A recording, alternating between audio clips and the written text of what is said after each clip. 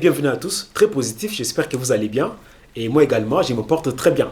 Alors, Motive Adera 28, ici il faut profiter de toutes les analyses possibles dans tous les domaines, mais avec une petite dose d'économie, de finances et de commerce. Alors aujourd'hui, je vais vous partager une notion très importante, c'est que le chômage ne finira jamais dans le monde.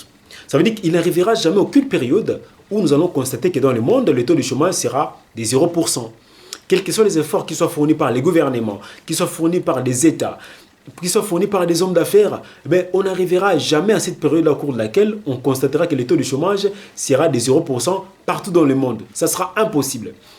Et cela à cause de 4 raisons. Je vous avance 4 raisons ici qui prouvent à suffisance que le chômage ne finira jamais dans le monde. Et vous-même, quand vous allez évaluer ces 4 raisons, vous allez vous rendre compte qu'effectivement, c'est le cas. Alors, qu'est-ce qu'on appelle le chômage? Retenez que le chômage n'est rien d'autre que cette période au cours de laquelle une personne, alors qu'elle dispose de tous les potentiels, de toutes les capacités, de toutes les possibilités de pouvoir travailler, mais malheureusement n'a pas d'occupation, malheureusement n'a pas de travail, n'a pas d'emploi.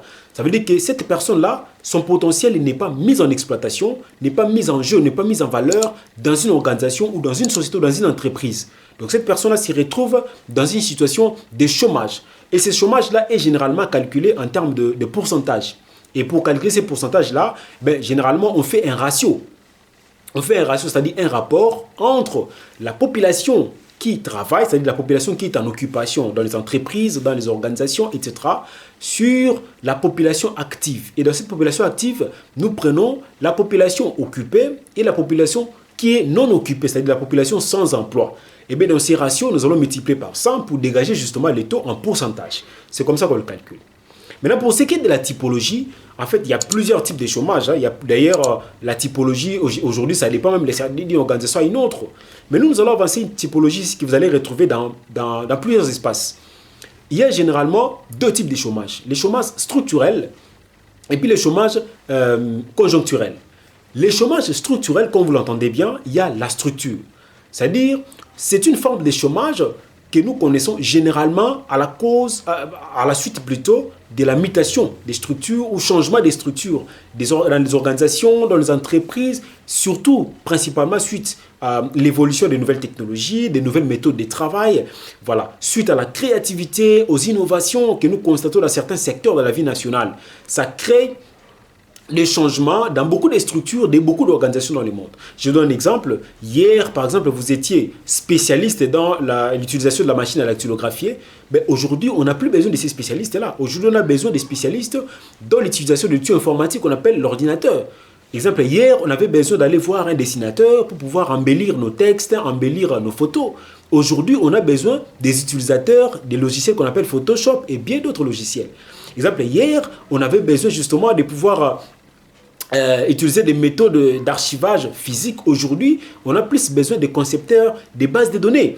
Donc, voilà un peu, à cause, c'est-à-dire hier, quelqu'un qui était ingénieur, par exemple dans un domaine X, aujourd'hui, suite à l'avènement des technologies, des nouvelles technologies, de nouvelles méthodes de travail, on n'a plus besoin de cette expertise-là. Alors, si cette personne n'avait pas fourni un effort de pouvoir s'actualiser, d'apprendre de nouvelles choses, aujourd'hui, on n'aura plus besoin de cette personne-là. Donc, suite à ces changements de structure, exemple, hier, on avait besoin d'utiliser des machines à coudre un modèle simplifié, mais aujourd'hui, on a besoin des machines à coudre, un modèle industriel, électrique, etc. Donc voilà qu'avec le changement des structures, si le personnel qui est appelé à pouvoir exécuter les tâches au sein de l'organisation n'a pas pu actualiser ses connaissances, n'a pas pu actualiser ses méthodes de travail, ça risque qu'il devienne désuet, qu'il devienne obsolète par rapport au changement des structures connues dans la société ou intervenues dans la société. Alors, l'autre forme de chômage, c'est le chômage conjoncturel. Alors, le chômage conjoncturel, c'est un chômage qui ne s'étend vraiment pas dans la durée. Donc, c'est juste, comme vous l'entendez, la conjoncture. La conjoncture fait que on se retrouve en chômage. Je donne un exemple. Admettons que nous sommes dans une période où la production est faible dans un pays. Alors, suite à une faiblesse de production, ça fera que les organisations n'auront pas assez besoin d'embaucher des gens. Mais si cette période-là passe et qu'on entame une période de prospérité ou de forte croissance, vous voyez que les organisations auront de plus en plus besoin de gens qui puissent travailler dans leurs organisations. Je vous partage les 4 raisons principales qui font que le chômage ne puisse jamais disparaître dans ces mondes. La première raison, c'est d'abord ce qu'on appelle le chômage incompressible. Ça veut dire que dans ces mondes, nous avons déjà qui automatiquement ne veulent pas travailler.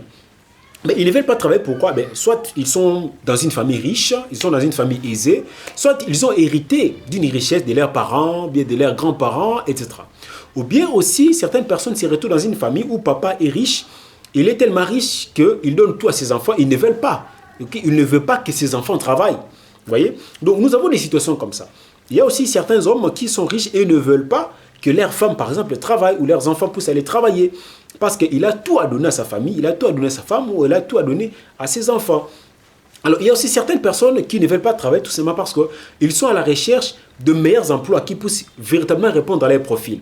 Donc, il trouve déjà des offres d'emploi sur les marchés, mais lui considère que son profil est meilleur que les offres qui sont proposées. Alors, pendant ce temps-là qu'il est en train de rechercher un nouvel emploi qui va correspondre à son profil, il va traverser une période de chômage. Donc, ça, c'est ce qu'on appelle le chômage incompressible. Or, la deuxième raison, c'est ce qu'on appelle justement la friction de l'information. Ça veut dire qu'il y a quelque part des gens qui ont des profils qu'il faut. Mais malheureusement, ils ne trouvent pas d'emploi, ne trouvent pas d'offres qui correspondent à leur profil. Alors qu'il y a quelque part des organisations, des entreprises qui disposent des offres correspondant à ces profils-là. Mais malheureusement, il n'y a pas un moyen que les deux puissent se rencontrer et conclure des accords.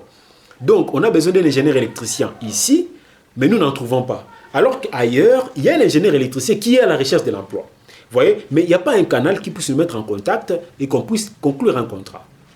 Alors, la troisième raison, il y a ce qu'on appelle les inactifs. C'est-à-dire que dans toutes les sociétés du monde, il y a des gens qui, naturellement, naissent inactifs. Je prends le cas des handicapés physiques. Les handicapés physiques, les handicapés mentaux. Donc, déjà, par rapport à leur situation, ils sont incapables de pouvoir travailler. Or, ces gens-là font partie d'une souche de la population. Donc, s'il faut calculer le taux de chômage, ces gens-là également seront pris en considération. Donc, ça prouve déjà automatiquement que le taux de chômage ne sera jamais des 0%. Parce qu'il y a ces gens-là déjà qui, naturellement, ne peuvent pas travailler. Alors, la quatrième raison, est très importante d'ailleurs, il y a la mauvaise redistribution des richesses. Nous sommes dans une société où, aujourd'hui, on s'appuie beaucoup plus sur la répartition. Maintenant, aujourd'hui, nous sommes dans une société où il y a de plus en plus des inégalités. Et les États ne fournissent plus suffisamment d'efforts pour pouvoir opérer une répartition équitable des richesses nationales, telles que produites par ceux qui ont participé au processus de production. Ça veut dire ceux qui n'ont pas participé au processus de production, ça veut dire que ce sont des gens qui sont dépourvus de moyens. Ils n'ont pas de sources de revenus. Et ces gens-là ne peuvent que compter sur les États. Or, les États aujourd'hui, malheureusement, perdent de plus en plus le caractère philanthropique dans leurs actions. Donc, au lieu de subvenir aux besoins de tous ces gens-là qui n'ont pas participé au processus de production, on les laisse comme ça à leur triste sort. Et ça crée un déséquilibre, ça crée des frustrations, ça crée le dualisme au sein de la société. Donc voilà les 4 raisons. Donc vous avez les chômages incompressibles, la friction d'information, les inactifs et la mauvaise redistribution des richesses. Voilà ce que j'avais à vous partager aujourd'hui. Je pense que si vous voulez nous encourager comme d'habitude, abonnez-vous à la chaîne et n'oubliez pas de mettre un pouce bleu parce que ça nous encourage beaucoup. Quant à moi, je vous dis à la prochaine et merci.